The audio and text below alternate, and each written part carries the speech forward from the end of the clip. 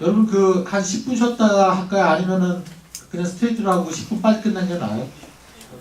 10분 쉬었다 할까요? 예. 10분 쉬었다가 2시 5분부터 다시 하겠습니다. 예.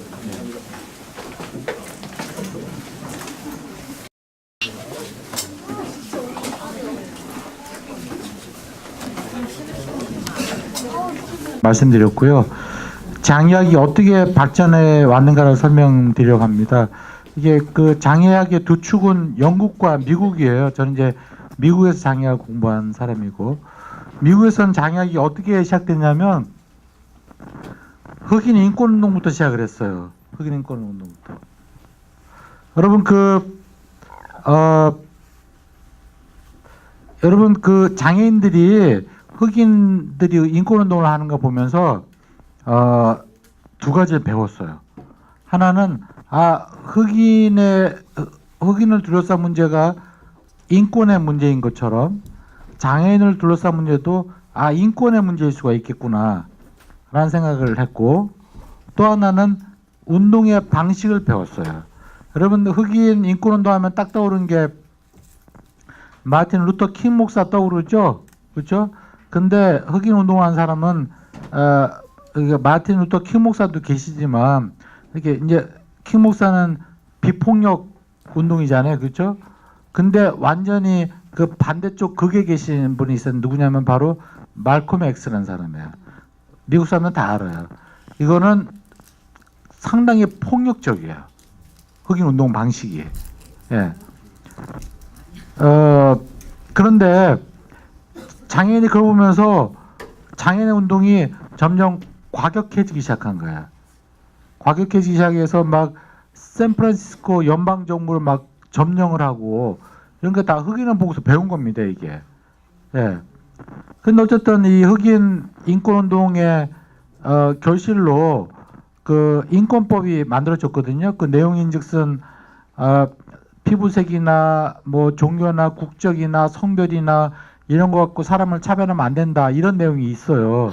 그러면서 할 때 그 차별하지 말아야 될 사유에 장애도 들어갔을 만하잖아요. 장애를 이유로 사람을 차별하면 안 된다, 들었을 만하잖아요. 근데 이상하게 안 들어가 있었어요.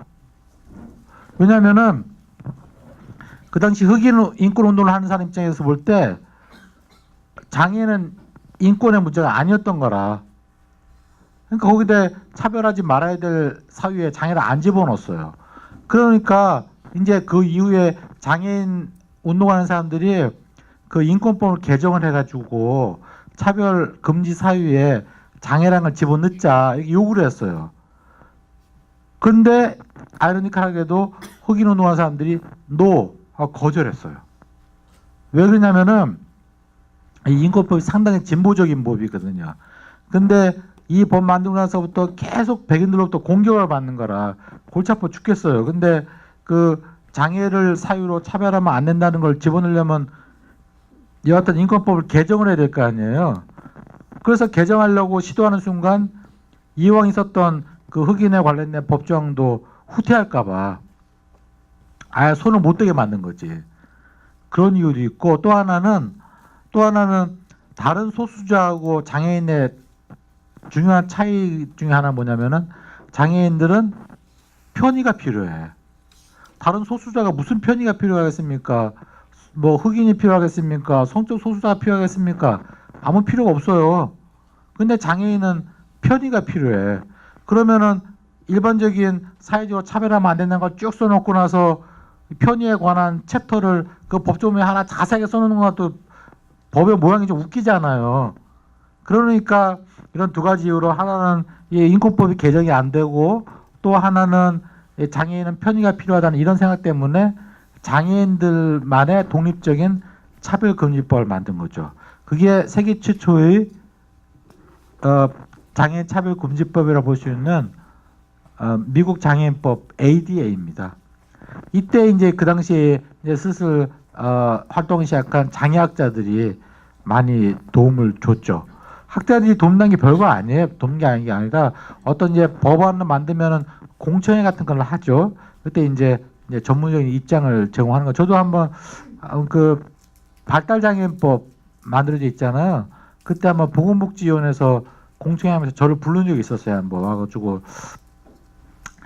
장애인복지법만 있으면 되지 굳이 꼭 발달장애인법을 만들어야 되느냐라고 어떻게 생각하냐고 저를 보건복지원에서 부른 적이 있었어요. 그래서 저는 개별적인 법이 필요하다고 그때 이제 지지 입장을 했었죠.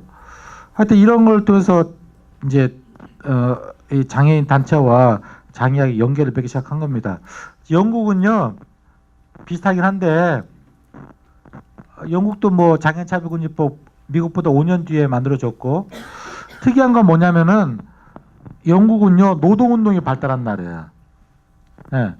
그래서 이 노동운동과 장애운동은 결합을 해요. 그래서 노동운동이 그러니까 노동당이 집권을 해가지고 노동운동이 발전하면 장애운동도 같이 발전하고 보수당 정권에 집권해갖고 노동운동이 쇠퇴하면 장애운동도 같이 쇠퇴하고 그건 영국 장애운동의 특색이에요.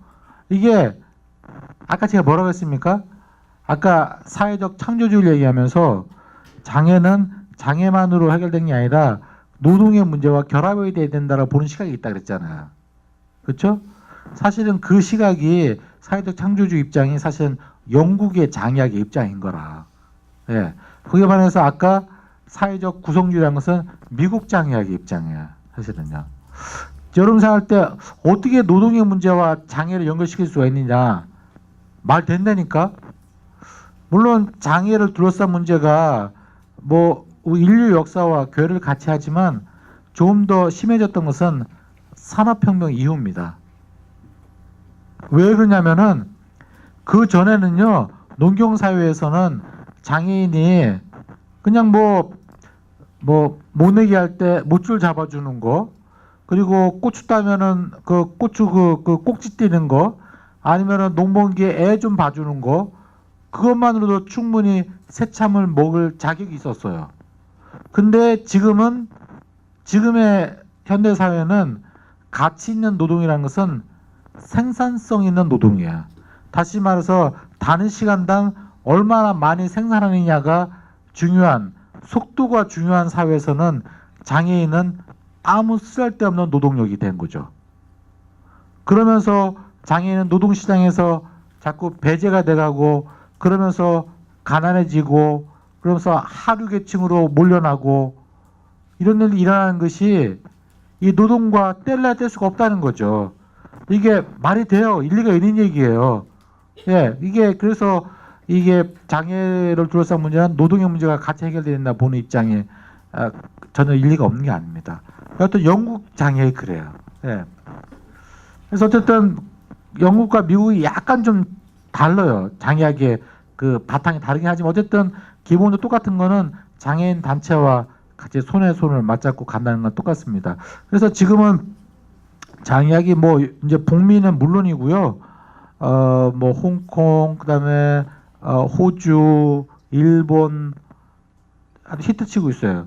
우리나라도 장애학이 들어왔어요. 이게 진짜인지 거짓말인지 모르겠는데 제가 외국에서 장애학을 최초로 공부해 왔대. 진짜인지 거짓말인지 몰라. 하여튼 근데 그러고 나서 제가 장애학회를 만들었어요.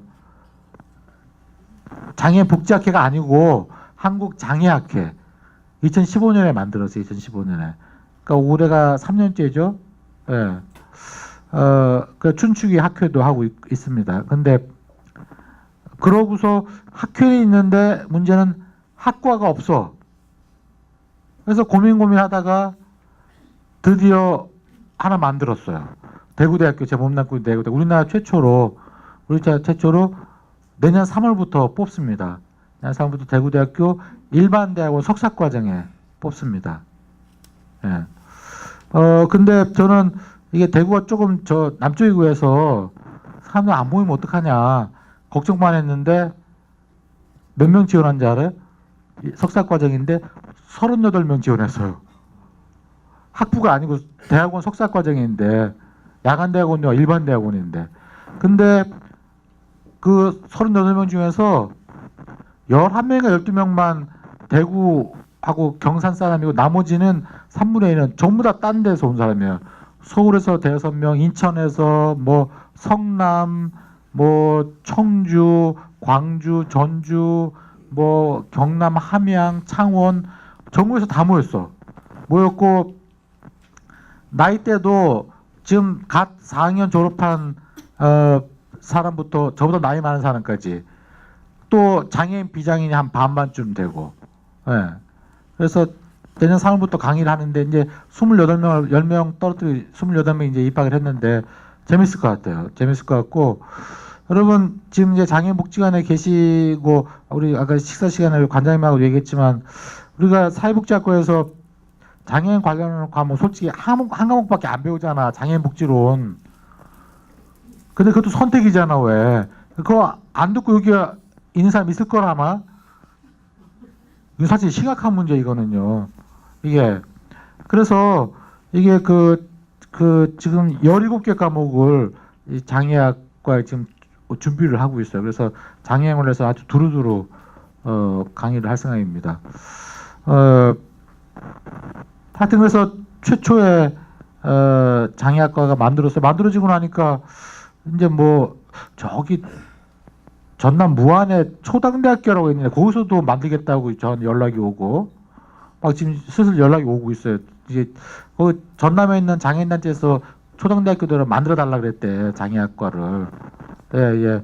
그리고 지금 몇 군데 지금 얘기가 되고 있어요. 예. 그래서 좀 여러분 장애학은 좀 이름은 들어봐야 된다 아까 말씀드렸죠. 예. 그러고 있습니다 지금. 자, 그럼 이제 본격적으로 장애학이 뭔가를 얘기하기 전에 장애가 뭔가를 얘기를 할게요. 제가 아까 여러분한테 무슨 질문만 던지고 제가 대답을 하는 게 뭐냐면은 자, 장애가 사회적인 차원이 오케이 있다. 그러면 사회적 차원이 해결되면은 내 장애는 없어지는 거냐라고 했을 때 난 없어진다 그랬잖아요. 여러분 생각에 그러면 당신 걸을 수 있냐? 그래서 엘리베이터가 생기면 당신이 걸을 수 있냐? 이 얘기가 돼야 되는 거잖아요. 그렇죠? 그러니까 사회적 차원 해결되면 장애도 없어진다고 그랬으니까. 근데 그렇게 질문하는 것은 뭘 오해한 거냐면 여러분이 장애와 손상을 혼동하고 있는 거예요. 예. 제가 지금까지 얘기한 거는 장애를 얘기했어요. 장애. 여러분이 지금 보고 계신 거는요. 손상이에요. 손상.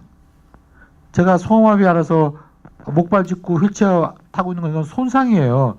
이 손상은 없어지지 않을 수 있어요. 또 악화될 수 있어요. 그렇지만 장애는 있을 수도 있고 없을 수도 있는 거죠. 무슨 말 이해가 됩니까? 예. 그러니까 우리나라는 이게 장애물 하나기 때문에 여러분들 혼동이 되는 거라 손상이라는 말을 별로 안 쓰잖아요. 근데 영어로는 분명히 손상이라서 임페어먼트, 장애인 디서빌리티 이렇게 용어가 구분되어 있어요. 그래서 손상은 신체적, 정신적, 감각적 기능에서 제한. 전 신체적 제한이 있는 거죠. 근데 장애는 뭐냐?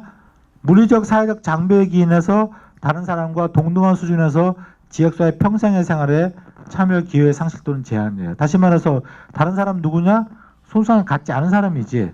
이 사람과 동등한 수준에서 그러니까 저 같은 사람을 특별히 더 대접해달라는 것도 아니에요. 똑같이만 대접해달라는 거예요. 어디서? 제발 좀 거주소에서 서비스 제공하지 말고 지역사회에서 좀 제공해줬으면 좋겠다는 거예요. 이게 왜 자꾸 이렇게 장애만 심하면 자꾸 장애인 거주소에 들어가 살라고 하냐는 거지. 장애인도 자기가 사랑하는 사람 또 자기가 사랑받을 사람과 함께 지역사회에 살 권리가 있어요.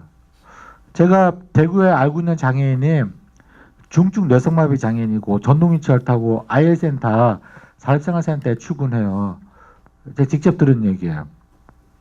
어느 날 아침에 그날도 여름 때나 다름없이 전동휠체어를 딱 몰고서 이제 IL센터 출근하려고 그랬는데 동네 꼬부랑 할머니가 우대 가는데 이렇게 물어보더래. 근데 여러분 아시다시피 그 뇌성마비 장애인들은 즉답 못 하잖아요. 예? 말이 어눌하니까. 그래서 꾸물꾸물 있으니까 할머니가 하시는 말씀이 복지관 가나 그들의.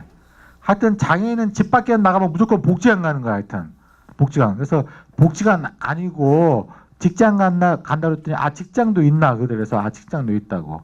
그랬더니 그 할머니가 이런저런 얘기 하다가 하시는 말씀이 아유 그렇게 몸도 성치 않은데 왜 이렇게 힘들게 돌아다니냐고.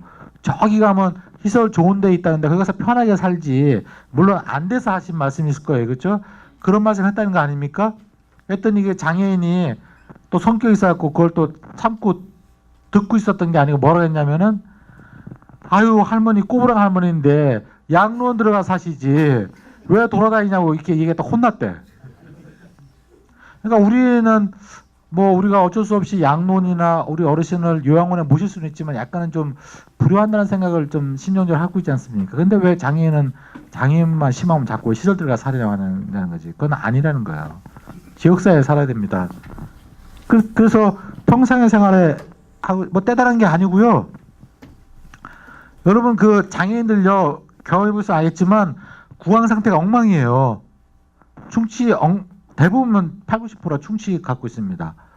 근데 그걸 조사해 본 바에 의하면은 왜 이렇게 구강 상태 엉망이냐고 물어보면은 치과 의사나 치유상담 뭐라 하면은 이솔질을 잘 못해서라고 대답을 해요. 근데 장애인은 그렇게 대답하는 게 아니라 치과가 없어서 혹은 치과가 있다 하더라도 엘리베이터가 없으니까 이게 벌써 똑같은 현상을 구강상태 엉망이라고 하는데 보는데 관점이 치과 의사들은 의료적으로 보고 있는 거고 장애인들은 사회적으로 보고 있는 거죠. 문제의 원인을.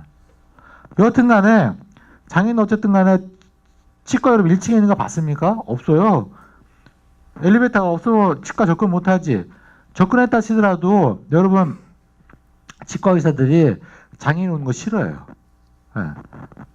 여러분 그래서 혹시 아니 몰라 치과적 중증 장애인이라는 게 있어요. 네. 여러분 치과 중증 장애인 말 처음 들어봤죠? 그러니까 지적 장애인, 자폐성 장애인, 뇌병변 장애인, 그리고 정신 장애인, 그리고 지체 장애인 중에서 1급, 2급은 치과적 중증 장애라고 해서 치료하면은 숟갈 더 쳐줘요. 그런데도 불구하고 의사들 오는 거 싫어해요. 외인관이 이게 입이 원래 조그만했잖아. 근데 이거 뭐 뇌병반장애 들었다 떨었었는지 치료할 수가 있어야지. 그리고 또 지적장애인들은 그 유닛 처에 앉아있지를 않아요. 그러니까 되게 싫어해요. 그러니까 내가 그 치과 의자 그 유닛을 시설에다 하나 갖다 놓고 내가 한 달에 한두 번씩 가서 치과 의료봉사를 한 망정 우리 치과에 오는 건 싫어하는 거죠. 그러니까 치과 의사들이 이 장애인들 특히 뇌성마비 장애인이라든지 지적장애인들 이빨 뽑을 때 어떻게 뽑는지 알아요? 전신 마취예요. 네. 여러분 전신 마취하고 이빨 뽑고 싶으세요? 전 내일 이제 치과 가야 되는데 예. 사실은 이걸 어떻게 잘하냐? 제 아내가 바로 치의생사예요. 치의생사라 이걸 너무나 잘한 내일 제 아내가 일하는 치과 가서 이빨 치료해야 돼. 이거 지금 이가 자꾸 치여갖고서. 근데 이게 전신 마취가 이게 좀 위험한 거 아닙니까? 전신 마취했다가 안 깨어나면 어떡해? 그러니까 치과 의사들은 뭐 고민이냐면은 전신 마취, 그러니까 서울은 몰라도 지방에 가면 있잖아요. 이게 치과 의사들이, 그러니까 장애인들이 구강상태가 엉망이니까 정부에서는 어떤 생각을 했냐면은 장애인 전용 치과를 만들어줘야 되겠다. 그래서 지금 이제 17개 시도에 그 장애인 전용 치과를 만들고 있어요. 예. 서울에는 장애인 전용 치과가 스마일 재단에서 운영하는 치과가 있어요. 예. 근데 어쨌든 근데 지방에는 이게 마취를 치료할 수 있는데 치과 그 마취과 의사가 없거든. 그러니까 치과 의사 뭘 원하냐면은 우리가 그냥 마취하는 거 배웠고서 그냥 마취할 수 있게 해달라. 또 그러다가 혹시 무슨 일 생기더라도 우리가 책임을 안 떠갈게. 그런 거 얘기하고 있다니까요. 그걸 제가 어떻게 하냐. 제가 작년에, 바로 작년이죠. 작년에 그 경북대학교 치과랑 그런, 프로젝트 한 적이 있어요. 그래서 그 양반 얘기를 잘 알고 있어요. 그러니까 이게 이빨 하나 뽑는 평생의 생활도 장애인 할 수가 없다니까. 근데 그렇게 할 수 없는 게 원인이 뭐냐. 그러니까 제가 일상생활하고 사회생활하는데 불편한 거는 저도 하고 여러분은 다 아는 거예요. 근데 그 원인이 제가 갖고 있는 몸의 손상 때문이다 라고 얘기한다면 그건 의료적인 관점인 거죠. 그게 아니고 이 몸 밖에 있는 이 사회의 장벽 때문이다 라고 보면 그건 의료적인 관점이 되는 거죠. 그래서 여기서 장벽이라 하면은 높은 담을 얘기하는 거 아닙니까? 물리적 장벽이라는 것은 여러분 뭐 아시다시피 시설 접근권, 그러니까 뭐 엘리베이터가 없다든지 장애인 화장실이 없다든지, 아유 제가 요즘 이 휠체어 타고 보니까 이 장애인 화장실이 이게 불편한 게 진짜 와닿더라니까. 저는 목발 짚을 땐 그걸 못 느꼈었어요. 못 느꼈는데 아유 이게 여러분 이 장애인 화장실이 불편하면은요, 장애인은 불편한 정도가 아니라 오줌 싸야 돼. 그 자리에서. 예. 그리고 이러니까 진짜 제가 갈 수 있는 식당이 없어요, 별로. 계단만 2개 있어도 못 올라가는 거예요. 계단이 2개만 있어도. 지난 금요일 날도 서울에서 어디서 그 마포구에서 밥을 먹으려고 하는데 제 아내가 휠체어 밀고 왔는데 제 아내는 짬뽕 먹고 싶다고 했는데 계단이 싸고 결국은 할 수 없이 육개장 먹었다니까. 이런 거죠, 이게. 그 다음에 또 하나는 이동권의 문제죠. 이동권 여러분 잘 알고, 또 하나는 가장 큰 건 뭡니까? 또 하나는 정보 접근권이죠. 정보 접근권 하면 흔히 여러분 시청각 장애인 같은 감각 장애인을 얘기하잖아요. 맞는데 제가 보장한 건데 앞으로 정보 접근권의 주 대상은 시청각 장애인 플러스 발달 장애인이 될 겁니다. 발달 장애인의 정보 접근권이 이슈가 될 거예요. 뭐냐면은 발달 장애인은 여러분 보고 계신 그런 문서를 보더라도 또 제 말 듣더라도 뭔 소리인지 몰라. 그래서 좀 쉬운 단어로, 그 짧은 문장으로 그림도 좀 많이 넣고 이래갖고서 텍스트가 다시 쓰여질 필요가 있어요. 근데 영국 같은 경우는 것은 발달 장애인만을 위한 텍스트를 만들어놓는 공공기관이 하나 있어요, 따로. 근데 우리나라는 없어. 작년부터 이 발달 장애인을 위한 텍스트를 만들어주는 단체가 하나 활동을 하기 시작했어요. 예, 근데 아직은 약간 좀 초기인 것 같은 느낌이 들어요. 그래서 여러분 제가 보장한 건데 앞으로 이 발달 장애인의 정보 접근권이 이슈가 될 겁니다, 아마. 예. 그 다음에 또 하나 사회적 장벽, 아까 했던 장애인을 바라본 사회적 어떤 뭐 선입견, 그렇죠? 이런 것들이죠. 그러니까 문제 현상은 똑같은데 원인이 다른 거죠. 그러니까 이 장애학에서는 손상과 장애밖에 없는 거예요. 그러니까 장애는 뭐냐? 저 같은 손상을 가진 사람 외에 더 씌워진 어떤 거예요. 더 씌워진 어떤 거. 그러니까 이 손상에서 장애가 오는 게 아니고, 아까 아니라고 말씀드렸잖아요. 손상에서 장애가 오는 게 아니고 손상을 가진 사람에게 이 사회가 덮어씌운 어떤 것이에요. 그게 장애라는 거죠. 이게 상당히 수준 있는 얘기인데 이게 이해가 되나 몰라, 이게. 이게 제가 손상과 장애에 사이 지금 관계를 설명하고 있는 겁니다, 지금. 손상에서 장애가 오는 게 아니고, 이건 의료적인 거라고 그랬죠. 그게 아니고, 장애는 손상을 가진 사람 외에 사회에 의해서 더 씌워진 것이라는 거예요. 예. 인과관계가 다른 거죠, 그렇죠? 네. 자, 그럼 장애학이 뭔가를 얘기하기 전에 무엇이 장애학이 아닌가를 좀 알면 좀 도움이 될 것 같아요. 첫 번째로, 그러니까 여기서 기존의 학문, 뭐 장애복지학, 의학, 뭐 재활학, 뭐 특수교 다 마찬가지입니다. 장애를 지나치게 개별화해요. 기껏해야 장애를 둘러싼 문제는 가족의 문제라는 거지. 개인이나 가족의 문제. 예. 또 하나는 필연적으로 하나의 문제로 봅니다. 제가 지금 1시간 반 지난 동안에 제 말을 귀담아 들으셨던 분은 제가 지금까지 한 번도 장애인 문제라는 말 쓴 적이 없어요. 저는 뭐라고 했습니까? 장애를 둘러싼 문제라고 했어요. 그러니까 장애인 자체가 문제는 아니에요. 예. 근데 대부분 그렇게 안 봐요. 예. 장애인 하나 이꼴 문제라고 본다는 거죠. 그리고 주체성과 장애인의 작용 부재하다. 장애를 자꾸 대상화한다.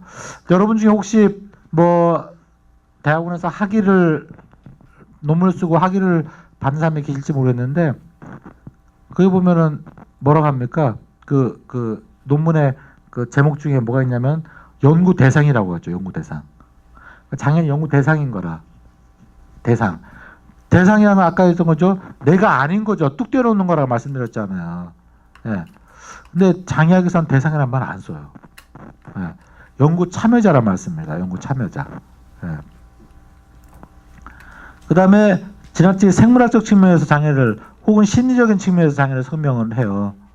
장애를 의료화한다는 걸 이미 설명을 드렸고,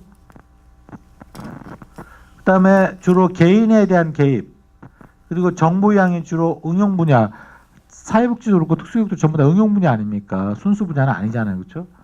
그 다음에 장애에 대한 개입과 의료적 개입, 그러니까 장애인이 원하는 그런 개입에 대한 해결책에 대한 반응이 불충분하다.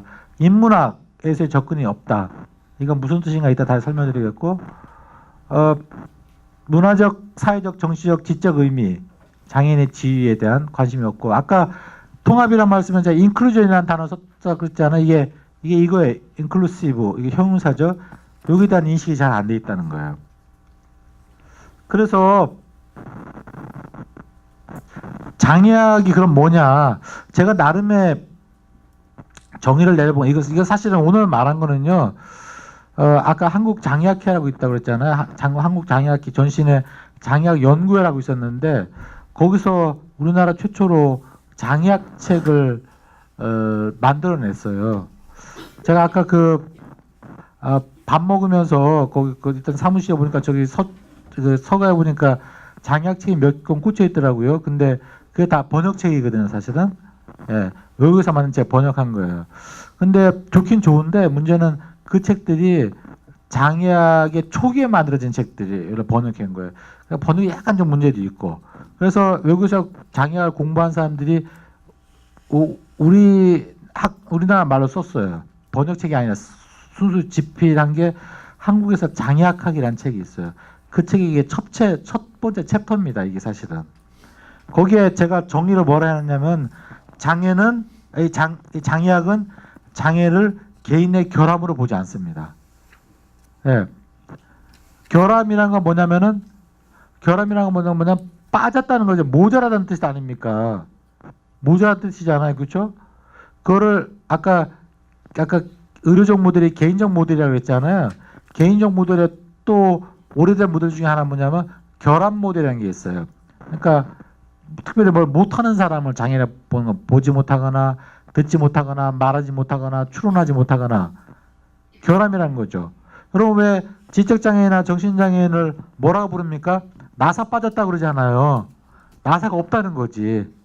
이 결함 모델이에요, 바로. 근데 장애학에서는 절대로 결함으로 보지 않습니다. 결함으로 보지 않습니다. 여러분, 이러면 이제 여러분이 예민한 사람은 저한테 이런 반박을 하고 싶을 거예요. 아까 활동보조에 있잖아요. 그럼 장애인이 모자라지 않은데 활동보조를 뭐하러 해줘? 라고 생각할 수가 있잖아요. 그렇죠? 이게 논리적으로 충돌될 수가 있잖아요. 근데 충돌되지 않습니다. 네. 제가 다른 예를 한번 들어볼게요. 왜 여성분들 이제 출산을 하면은 이제 신생아가 있으면은 젖을 먹여야 되잖아요.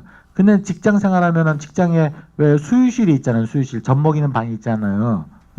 그러면 이 지금 이제 신생아를 둔 산모에게 수유실을 제공하는 것이 그 여성이 모자라서 그렇습니까? 말도 안 되지. 이거 모자란 거 아니잖아요. 여성은 남성과 동등해요. 동등하지만 수유를 한다는 것은 남성이 도저히 흉내낼 수 없는, 아직까지는 흉내낼 수 없는 그런 여성만의 고유한 특성 아닙니까? 그런 특성은 배려해줘야 되는 거죠. 무슨 얘기냐면 활동부조를 왜 제공하냐. 장애인이 모자라서 그런 게 아니라 장애인 여러분은 이해가 될지 모르겠지만 장애인은 그 자체로 완벽합니다. 완벽한데 그럼에도 불구하고 신체적 혹은 정신적 손상에 따른 욕구가 있어요. 그 욕구를 배려해 줘야 되는 거예요. 아까 했던 것처럼 누구 눈에 띄지 않게 젖을 먹여야 될 필요와 욕구가 있잖아요. 그걸 배려해 주는 거와 똑같은 거예요. 예. 그러니까 굳이 장애를 결함이라고 설명하지 않아도 얼마든지 서비스는 제공할 수가 있어요. 논리적으로 하든 문제가 안 됩니다. 그래서 어쨌든 그러고 장애를 규정하는 정치, 경제, 사회, 문화적 요인을, 그러니까 장애인을 보는 게 아니라 그 둘러싼 요인을 봐요. 다시 말해서 텍스트를 보는 게 아니라 컨텍스트를 봅니다. 예. 그리고 또 장애인에 대한 적극적 참여를 중시하고 다학제적인 학문이다. 이렇게 정의를 제가 나름대로 한번 내려봤어요. 그러면 나머지 시간 동안에는 이 특성, 지금 말했던 장애의 특성에 대해서 좀 설명을 간단히 하려고 합니다. 진보적인 연구 개입 패러다임을 쓴다. 개인과 환경 사이의 복잡한 상호작용으로 장애 경험을 연구한다. 시민권, 권리의 측면에서 본다. 이런 건 이미 어느 정도 설명을 드렸고요. 또한 장애학은 문화적인 관점에서 사회적 통념, 미신에 관심을 기울입니다. 아까 문화적인 걸 설명드렸죠. 그래서 장애인을 있잖아요. 비장애인을 바라볼 때 극과 극이에요. 극과 극. 다시 말해서 장애인은 더럽고 추하고 불쌍하고 이렇게 보든지 아니면 장애인은 초인적이에요. 신비스럽고 이렇게 보는 거예요. 그래서 여러분 뭐 더럽고 추하고 불쌍하고 한 장애인은 뭐 흔히 여러분 연상할 수 있을 테고, 초인적인 장애인은 어떤 장애? 예를 들어서 여러분 그 레인맨이라는 영화 봤습니까? 우리 얘기가 잘 안 통하네. 레인맨 안 봤어요? 거기 보면은 자폐성 장애인이 등장하잖아. 서번트죠. 숫자 기가 막히게 암기하잖아요. 자폐성 장애인 그런 서번트가 있긴 있어요. 많지는 않고 몇 명 있어요. 있는데 그거는 분명히 비장애인보다도 더 탁월한 거죠. 숫자 암기. 근데 이제 그 자폐성 장애인은요, 사실은 저는 자폐성 장애인은 별로 장애인 아니라고 생각해요. 왜냐면은 우리가 자폐성 장애인을 진짜로 잘 이해하면은 우리가 뇌의 구조를 훨씬 더 잘 이해하게 될 거예요. 그러니까 자폐성 장애인은 그 자폐성 장애인이 아닌 사람과 뭐가 다르냐면요, 사고를 처리하는 과정이 독특해요. 주로 시각적으로 처리를 해요. 시각적으로. 그러니까 뭘 암기할 때도 우리가 숫자를 암기한 식 그렇게 암기한 게 아니고, 여러분 왜 파일에 PDF 파일이 있잖아요. PDF 파일처럼 전화번호를 어떻게 통째로 외우냐면요, 전화번호를 사진처럼 콱 찍어. 그렇게 암기를 하는 거예요. 그러니까 그렇게 어떻게 그렇게 할 수 있냐는 걸 우리가 이해하면은요, 뇌에 대해서 훨씬 잘하게 될 거예요. 예. 여하튼 그런 어떤 신비하고, 그러니까 아주 못하거나 아주 신비롭고 초월적이거나 헬렌 켈러 같은 그런 사람은 있는 거지. 그러니까 장애인은 인간 이하이거나 인간 이상이지 인간은 아닌 거지. 그렇죠? 여러분, 헬렌 켈러가 흔히 왜 장애인들도 헬렌 켈러가 삼중고다. 삼중고에도 불구하고 노벨 평화상도 받고 참 대단한 사람이다 이렇게 하고 장애인들한테 본받으라고 흔히 유인전 주고 그러잖아요. 저도 고등학교에 있고 그랬었어요. 그러면 여러분은 헬렌 켈러처럼 삼중장애가 있는 건 둘째치고 하나도 없잖아. 그럼 여러분 다 노벨상 하나씩 다 탔겠네? 여러분 못 탔잖아요. 근데 여러분도 못 탔는데 왜 장애인은 타라고 그러냐고. 그러니까 맥락을 도대체 보지를 않는 거예요. 맥락 안 보고 그냥 결과만 보는 거예요. 그러니까 제가 이제 몇 년 전에 추석 때쯤에 한번 꽤 몇 년 됐어요. KBS 라디오에서 명사 초청 뭐 대담을 한다 나보고 나오래. 그래서 왜 나가냐 했더니 당시 보니까 미국에서 유학 갔다고 하던데 요즘 장애인들과 공부를 너무 안 하는 것 같아. 그래갖고 장애인들이 공부를 열심히 해야 된다는 걸 좀 나와서 얘기해달래 나보고. 제가 갔겠습니까? 전 거부했어요. 왜냐면은 물론 공부하기 싫은 장애인도 있겠지. 그렇지만 제가 알고 있는 많은 장애인들은 공부하고 싶은데 할 수가 없어요. 집에서 안 보내주거나, 옛날엔 그랬죠? 지금은 그렇지 않아요. 편의설이 안 돼 있죠. 그러니까 공부를 못 하는 거예요. 근데 그런 걸 전후 다 맥락을 다 띄고 저 같은 운 좋은 사람, 제가 이 자리에 앉아 있는 것은 제가 잘나서 그런 게 하나도 없고 두 여성의 희생이 있었어요. 결혼하기 전엔 저희 어머니였고 결혼한 후에는 제 아내였고, 그러니까 두 여성이 없었으면 저는 이 자리에 완전히 앉아있지 못했을 거예요. 근데 저처럼 이렇게 희생적인 사람이, 주위에 있는 사람이, 저처럼 운 좋은 사람이 당연히 다 그런 건 아니거든. 근데 저는 맨날 다 떼버리고, 예를 들어서 저희 어머니는 저를 업어서 통학을 시켰거든요. 버스로. 집에 자가용은 없으니까.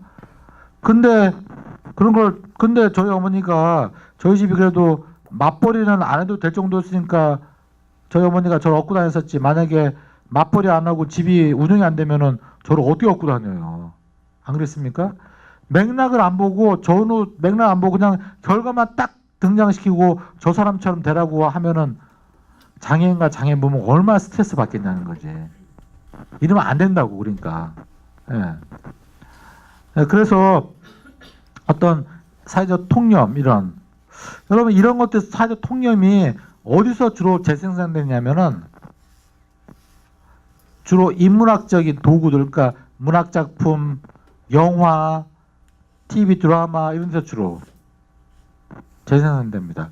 여러분 제가 예를 한번 들어볼게요. 여러분 그 장애인이 주인공이 된 소설 보면 우리나라 같으면은 뭐 백치하다다, 벙어리 삼룡 이런 거 있죠, 그렇죠?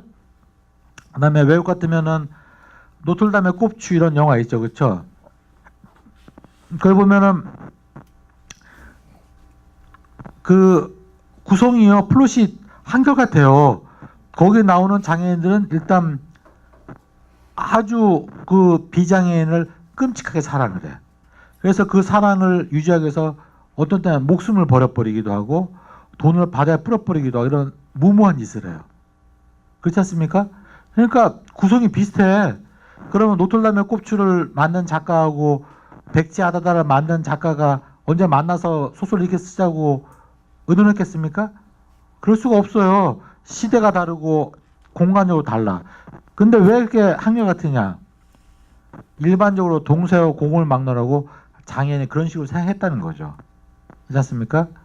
아니 전혀 공간의 형성이 안 되는, 게 안 읽어봤나 봐 그런 거, 그렇죠? 좀 수준을 낮춰야겠다 아무래도. 여러분 알프스 소녀 하이디는 봤지? 거기 보면 알프스 소녀 하이디가 산에 있다가 산 밑에 어떤 부잣집에 가요. 그런데 부잣집 딸이 장애인이에요. 휠체어 타고 다녀요. 근데 하이디가 그 집에 가갖고 그 부잣집 딸을 걷게 하기 위해서 제가 볼 때는 그 부잣집 딸을 무지하게 괴롭혀요. 제가 볼 때는. 그러니까 하이디가 그렇게 한 게 아니라 하이디의 작가가 볼 때 휠체어 탄 것은 비정상이라는 거죠. 그러니까 고쳐줘야 되겠다는 거죠. 예. 그런 식으로 문학작품에 다 드러납니다. 안 그래요? 영화는 안 그렇습니까? 여러분 피터팬이나 후쿠손장은요 사실은 절단장애인이에요. 아닌가? 맞잖아요. 절단장애인이잖아요. 그렇죠? 그리고 여러분 그 반지의 제왕 있잖아요. 그거 상당히 문제 있는 영화예요. 그게 상당히 백인 중심주의적인 영화야. 거기서 등장하는 괴물들 피부 색깔이 어떻습니까? 전부 다 새까맣고 흉측하게 생겼어요. 장애 유형을 보자면 안면 장애인이에요. 전부 다. 예. 그러니까 전부 다 좋은 사람은 다 백인들이야. 이쁘게 생겼고 다. 그렇죠? 여러분 그 포레스트 검프라는 영화 봤습니까? 거기 보면 톰 행크스가 막 달리기를 막 해요. 근데 톰 행크스가 원래 보조기 하고 있었는데 막 달릴 수가 없다니까 보조기 막 누수도 막 풀러져. 말도 안 되는 일이 일어나요. 그러니까 보조기 하고 있다는 건 비정상이라는 거죠. 예. 그렇죠? 이런 시각들이 뭐 문학작품, 영화, 드라마, 우리나라 뉴스에 보면은 왜 이게 리포터들이 등장하잖아요. 근데 난 리포터를 보는 게 아니라 난 항상 습관적으로 그 뒤에 지나가는 사람을 봐. 우리나라에서는 거의 지나가는 사람 중에 장애인이 없어. 여러분 리포팅 할 때 그 뒤에 장애인 지나가는 거 봤어요? 우리나라는 없어요. 근데 외국 리포팅 항목 가끔 당연히 지나가. 우리나라가 안 돌아다녀서 그러냐? 그럴 수도 있겠지만 누가 장애인이 지나가면은 리포팅을 다시 하겠지. 왜 그렇게 생각하냐면 리포팅하는 순간 목발 짚은 장애인이 지나가면은 시청자들의 시각이 그쪽으로 돌아갈 거라고 생각하기 때문에 다시 찍죠. 이런 시각들이 다 어떤 문학작품, 뭐 예술작품을 통해서 확대 재생산되는 거, 이런 거에 이 장애학이 문제를 제기하는 겁니다. 미에 대한 가치관도 마찬가지예요. 여러분 오늘 우리 직원 선생님들 다 대부분 다 미남 미녀시네요. 예. 근데 우리 여사 선생님한테 다 미남 미녀신데 이게 원래 내추럴한 건지 혹은 아니면 칼을 대신 건지 모르겠네. 우리나라가 성형 공화국이라지 않습니까? 그렇죠? 여러분 칼을 안 댔다면은 내가 하고 싶은데 돈이 없거나 아니면 견적이 안 나왔고서. 근데 이게 성형외과를 하면 이런다고 하잖아요. 왜 뭐 여성 같으면 김태희, 그리고 남성 같으면 옛날엔 장동건이었어요. 요즘은 뭐 박보검 이렇게 만들어 달라고 한다며. 그렇죠? 근데 이게 성형 기술이 발달 안 돼서 이렇게 누구나 박보검, 김태희를 못 만들어서 그렇지, 진짜 성형 기술이 발달해 가지고 여론이 원하는 대로 박보검과 김태희를 다 만들어줘 갖고 온 서초구 거리에 박보검과 김태희만 돌아다닌다 생각해 봐. 이건 공포 영화예요, 공포 영화. 아니겠습니까? 이렇게 미가 주로 서양민 위주의 이런 미의 기준이 판치는 나라에서 과연 장애인이 아름답겠습니까? 아니죠. 네. 그래가지고 몇 년 전에 제주도에 사는 여성 장애인이 누드를 찍은 적이 있어요. 그래갖고 함께 걸음의 표지 모델로 몇 번 나왔었어요. 근데 그 여성 장애인이 아주 심한 척추 측만증이에요. 척추가 활처럼 휘어져 있어요. 제가 누드를 찍는 게 좋다 나쁘다는 얘기를 한 게 아니고 그 사람은 어떤 비장애인의 미에 대한 시각을 뒤집어 보고 싶었겠죠. 예. 근데 안타깝게 그 여성 장애인은 몇 년 후에 돌아가셨어요. 지금은 안 계십니다. 이렇게 어떤 전통적 미에 대한 가치관에 도전하죠. 장애학은요.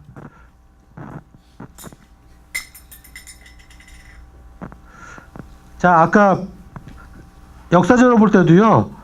장애인은 분리되어 왔고 시설화되어 있고 장애인들 불임시설 시켜왔고, 지금도 뭐 됐다고는 전혀 얘기할 수 없지만 가끔 몇몇 장애인 거주시설에서 특히 지적장애인 여성 같은 경우에 한 달에 한 번씩 그걸 잘 처리를 못하거든. 그러니까 어떻게 합니까? 아유, 이거 처리하기 힘든데 그냥 깨끗이 드러내자. 자궁 드러냅니다. 전혀 그 일이 없다고 볼 수 없어요. 예. 우생학, 유전학, 예. 좋은 씨앗을 후대에 퍼뜨린다고 했을 때, 또 나쁜 씨앗을 안 퍼뜨린다고 했을 때 그 나쁜 씨앗 대표적인 게 누구냐? 장애인이죠. 예. 이게 우생학이고. 그래서 역사적으로 볼 때 있잖아요. 장애인들을 박멸하자고 할 때 두 가지 방법은 되게 썼어요. 시설화하는 거하고 그다음에 그 불임시술하는 거 썼는데 너무 오래 걸려. 이렇게 하면 안 되겠고 정부 장애인들을 한 곳에 모아서 죽여야 되겠다. 그래도 훨씬 더 효과적이지 않겠는가라는 것을 최초로 실천한 나라가 있었고 그것이 독일이고 누가? 히틀러예요. 히틀러 하면은 홀로코스트에서 유대인 죽인 것만 알고 계시죠? 25만 명의 장애인을 가스실에 죽였어요. 유대인들 아니에요. 자비의 이름으로. 네. 근데 그 당시에 주로 동원됐던 사람이 누구냐? 공무원 물론이고 의사 물론이고 사회복지사들이에요. 사회복지사들이 그 가스실에 장애인을 모으는데 주 역할을 했었어요. 불과 지금으로부터 한 70년 전 얘기입니다. 예. 근데 이 히틀러가 살인마에서 그러냐? 여러분 히틀러는요 대표적인 우생학 신봉자예요.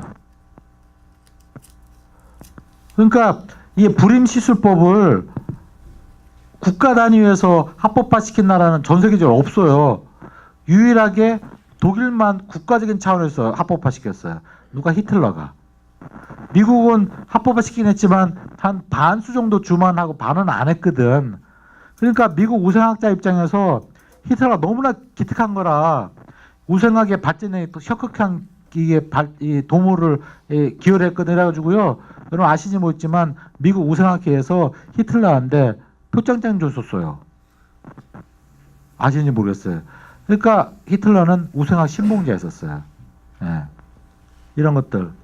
그 다음에 IQ 테스트. IQ 테스트라는 것은 원래 특수교육 대상자들을 구분해내기 위한 도구였었는데 지금은 열등한 사람과 우등한 사람들을 구분하기 위한 도구로 쓰이죠. 여러분 원래 IQ라는 거는요 100이 정상이에요. 근데 100이 정상이라니까 너무나 비정상이 많은 거라 그러니까 지금 수준을 어디까지 떨어뜨려 놨습니까? 70으로 떨어뜨려 놨잖아요. 그러니까 70 밑이 지적장애이고 그 위는 아니잖아요. 그러니까 이게 사람한테 함부로 숫자 붙이는 거 아닙니다.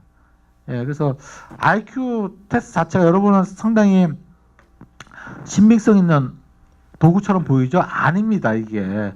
지금 그래 좀 많이 낮았지만 원래 초기에는 있잖아요. IQ 테스트 초기에는 백인, 남성, 중산층이 IQ가 높게 나왔었어요. 그러니까 못 배운 흑인, 가난한 사람들은 IQ가 낮게 나왔어요. 그것이 바로 흑인과 백인을 분리 교육해야 될 타당한 논거로 사용됐었어요. 이렇게 IQ가 차이가 난다는 것이. 지금 우리 그 말도 안 된다고 하자. 흑인이 백인보다 머리가 나쁘다는 건 누가 믿습니까? 그렇죠? 이렇게 도구가 그렇게 악용이 되는 겁니다. 그 다음에 자선사업도 마찬가지고요. 대표적인 것, 사랑의 리퀘스트. 예. 제가 한 10여 년 전에 그 방송 때려치라고 했었어요. 그 방송 없애버리라고. 여러분, 지금도 인터넷에 가끔 보면은 사랑의 리퀘스트를 종용해야 될 이유, 뭐 그런 글이 돌아다녀요. 제가 썼었던 글이에요. 없애라 그랬었어요. 이유인 즉슨, 거기서 등장하는 사람의 50% 이상이 환자나 장애인이에요. 근데 거기서 등장하는 장애인이 저처럼 넥타이 메고 양복 입고 앉아있으면 먹으면 됩니까? 안 되지. 가능한 한 불쌍하고 추하게 보이고 그 사연을 소개하는 연예인이 눈물 좀 흘려줘야 돼. 그러면 눈물이 막 올라가. 그렇죠? 무슨 얘기냐면요. 그렇게 해서 돕는 게 뭐가 나쁘냐. 안 나쁠 수도 있죠. 문제는 그런 걸 통해서 장애인은 늘 도와줘야 될 불쌍한 사람이라는 이미지가 우리 머리에 박히는 거예요. 그건 무서운 거예요. 그럼 미국에는 그런 방송 없냐? 없습니다. 미국에는 텔레톤이라는 척수장애인을 위한 모금방송이 있었어요. 근데 미국 장애인단체들이 난리가 났었어요. 그러면서 그때 내세운 구호가 뭐였냐면 Peace on PD였어요. 동정심의 오줌을. 동정심이 필요 없다는 거예요. 그래가지고 적어도 미국에는요 모금방송 없습니다. 예. 우리는 얼마 전까지만 해도 포항지인데 모금방송하고 그랬잖아요. 미국에는 모금방송 자체가 없어요. 유일하게 모금방송하는 것은 교육방송만 모금방송해요. 예. 아까 그 텔레톤 같은 장애인 위한 모금방송은 지금은 케이블 방송에만 하고 연말에만 약간 합니다. 예. 그래서 이런 얘기를 하고 제가 했더니 KBS에서 일리가 있대. 근데 왜 그런 방송을 사람이 이렇게 안 때려치냐 했더니 그래도 공영방송이 뭔가라도 한다는 걸 보여줘야 된대. 그래서 계속 하겠대. 그러더니 이제 드디어는 이제 재작년에 이제 없어졌죠. 예.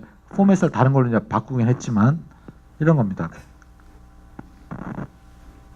그 다음에 아까 뭐 짐작하셨겠지만 장의학은요 여러 학문에서 다학제조 여러분 그 장의학 홈페이지 들어가 보면은요 거기에 문학특별문과 있고 예술특별문과 있어가지고 거기에 영문학자, 국문학자, 방송작가, 영화감독, 디자인하는 사람, 무용하는 사람 다 있어요.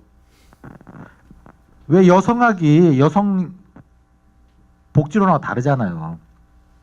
여성학은 여성을 둘러싼 문제를 정치, 경제, 사회, 역사적으로 접근하는 거 아닙니까? 마찬가지예요. 장애를 둘러싼 문제를 정치, 경제, 역사, 문화적으로 보는 것이 장애이기 때문에 자연히 다학적일 수밖에 없습니다. 그래서 이번에 대구대학교 장애학과를 만든 분 중에도 영문학과 교수님이 계세요. 예.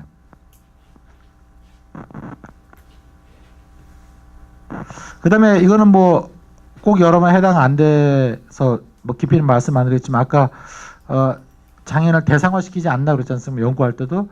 그래서 참여적 연구법이라는 걸 씁니다. 나아가서는 해방적 연구법이라는 걸 씁니다. 이거는 자세히 설명 안 드리겠습니다.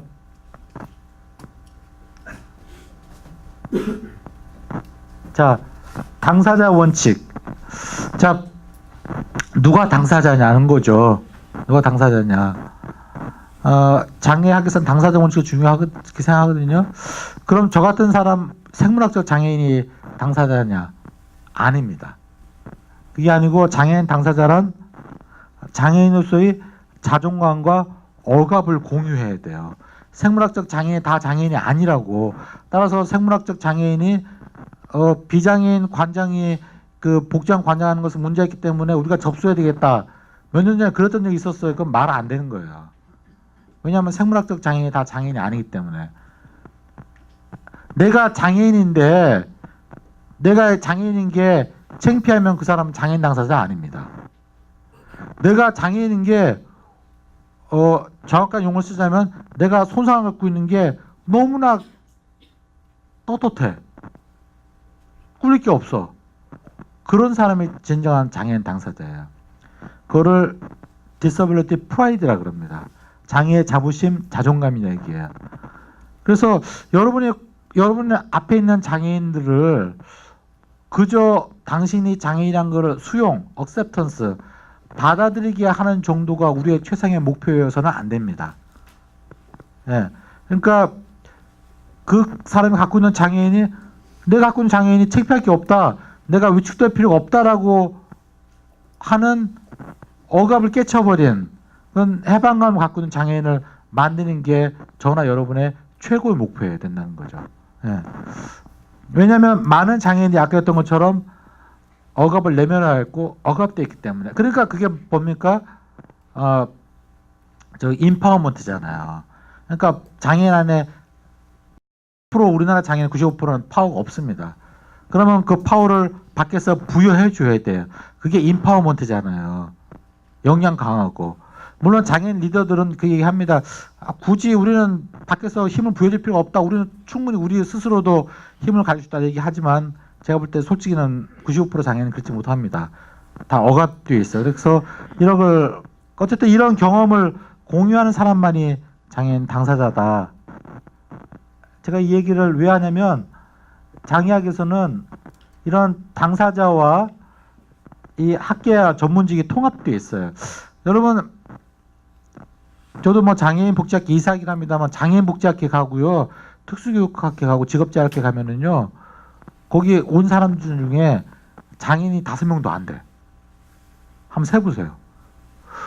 장애인들을 우유한다는 학회에서 장애인이 이렇게 없다는 건 좀 문제 있는 거 아닙니까? 그렇죠? 근데 제가 아까 한국장애학회가 있다고 그랬잖아요. 한국장애학회는요 75%가 장애인이에요. 25%만 학자 전문가지. 예. 그러니까 벌써 장애인들이 아는 거라 이렇게. 예. 그래서 근데 이게 지금 따로따로 논란 말이에요. 전문가들은 서비스를 제공하고 연구를 하는데 장애인은 안 물어봐. 자기가 생각할 때 필요한 연구를 하는 거예요. 자기가 필요하다 생각하는 서비스를 주는 거예요. 제가 이렇게 휠체어를 타고 다니니까 강의를 해야 된다. 교단에 못 올라갈 거 아니에요. 물론 학생들이 이걸 좀 휠체어 들어서 올릴 수는 있겠지만 난 그건 싫거든. 그러니까 학교에다가 경사로를 좀 준비해달라 부탁을 했어요. 준비해줬어요. 어떤 경사를 준비해주지? 혹시 여러분 그런 거 봤나 몰라? 이렇게 요렇게 2줄 쫙 이렇게 있는 거 봤어요? 혹시 그런 경사로? 요렇게 한 폭이 한 10cm 될라나 말라나 2칸 있는 거. 이동하기 쉬워요. 들고 다니기 편해요. 그거 같으면 이제 휠체어 올라갈 수 있게 생각한 거죠. 올라갈 수 있을까요? 못 올라가요. 왜냐면 이 휠체어 앞바퀴가 이게 조금만 틀어줘도 못 올라가고요. 이게 교단 한 단이니까 올라가지. 만약에 2, 3단 같으면은 뒤에서 미는 사람들 그걸 밟고 올라가야 되는데 좁아서 못 밟는다니까. 그러니까 그건 철저하게 비장애인 보기에 이것만 있으면 올라갈 수 있다 생각하는 거고요. 저 같으면 저보고 살았으면 그거 안 사. 돈이 좀 덜 들더라도 이렇게 평평한 거 있잖아. 넓은 거 그거 샀지. 그러니까 장애인들 이런 거 안 물어봐. 안 물어보고 서비스를 제공하고 안 물어보고 연구한다는 거야. 장애인들도 연구자들의 전문가들의 도움을 못 받다 보니까 논리가 박한 거라 정책할 때 뭘 요구해야 되는데 논리가 부족해. 그러니까 어떻게 합니까? 장애인단체들이 운동을 안 하고 뭐 합니까? 프로젝트 하고 있어요. 예. 학자들이 흉내내고 있다는 거야. 이건 둘 다 기형제인 거야. 그래서 소통을 해야 돼요. 전문가와 학자들도 어떤 서비스가 필요하냐, 어떤 연구가 필요하냐라고 장애인에 물어봐야 되고, 장애인들도 그런 전문가들의 학자들의 힘을 빌어야 되고, 그렇다고 해서 전문가나 학자들은 절대로 장애인 안면에 나서면 안 됩니다. 뒤에서 백업을 해야 되는 거죠. 예.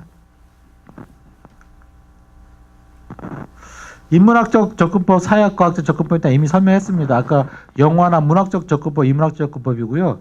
법 제도 바꾸는 건 사회과학적 접근법입니다. 우리나라에서 둘 다 필요합니다. 근데 결론을 내야 될 것 같아. 시간이 다 돼서 제가 이렇게 얘기하니까 사회복지학 다 필요 없고 특수교육도 다 필요 없고 직업재활도 다 필요 없다 얘기하는 것처럼 들릴 수가 있는데 아닙니다. 다 필요해요. 예. 제가 말씀드리고 하는 것은 여러분 전문가가 돼야 돼요. 복지관 근무하면서 가능한 한 장애인에 관한 많은 지식을 가져야 됩니다. 공부 많이 하셔야 됩니다. 예. 많이 하셔야 돼서 전문가가 돼야 됩니다. 그래야 더 좋은 서비스를 제공할 수 있을 거예요. 그런데 조심해야 될 것은 전문가가 되셔야 되는데 전문가 주의에 빠지면 안 돼요. 그러니까 프로페셔널은 돼야 되는데 프로페셔널리즘에 빠지면 안 된다는 거지. 그러니까 프로페셔널리즘 뭐냐면 내가 다 알기 때문에 장애인에 물어볼 필요 없고 내가 판단하고 내가 보기에 좋은 서비스를 제공하는 게 바로 전문가주의죠. 그래서는 안 된다는 거죠. 그래서 이 장애학에서는 기존 학문이 필요 없다는 게 아니고 어떤 좀 균형이 좀 필요하지 않겠냐는 거예요. 균형이. 예. 그래서 정책적으로는 이런 장애학의 마인드를 가지면은요 어떤 가치나 정책의 가치나 철학에 주로 관심을 많이 갖게 됩니다.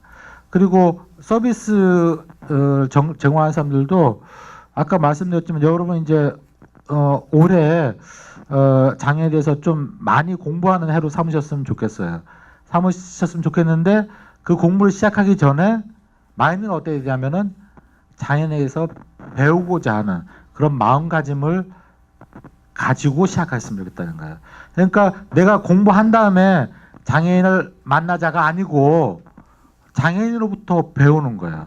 다시 말해서 장애인을 위해서 for 장애인을 위해서가 아니고 with 장애인과 함께 더 나아가서 장애인으로부터 from 그러니까 여러분이 장애인으로부터 장애인과 함께 배운다면 좋겠다. 그런 토대 위에서 지식이 쌓아지면 진짜 더 나를 더 바랄 것이 없는 그런 전문가들이 되지 않을까라는 생각이 듭니다. 제가 오늘 강의하고자 하는 건 다 했는데요. 제 나름대로 좀 쉽게 하려고 노력은 했습니다만 혹시 이해가 안 되는 뭐 질문할 거 혹시 있습니까?